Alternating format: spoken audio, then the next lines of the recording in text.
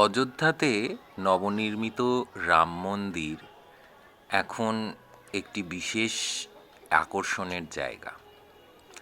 পুরীতে এসে হঠাৎ চোখে পড়ল সেই অবিকল রাম মন্দির। এটি তৈরি করা হয়েছে হোটেল ড্রিমল্যান্ড এবং হোটেল সোনার বাংলা, এই দুটি হোটেলের মধ্যবর্তী এলাকাটা একটা ফাঁকা জমি ছিল। সেই এন্টায়ার জমিটার ওপরে এই রাম মন্দিরটি নির্মাণ করা হয়েছে। বেশ ৬-৭ মাস হয়ে গেছে।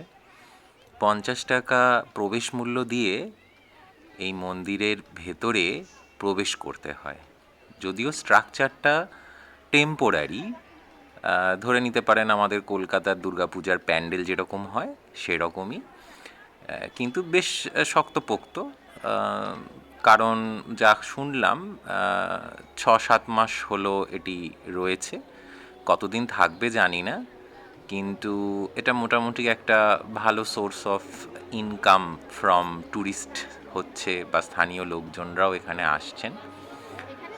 ভেতরের কারুকার্যগুলি খুবই সুন্দরভাবে করা, মানে এক নজরে দেখলে বোঝাই যাবে না এটি নকল।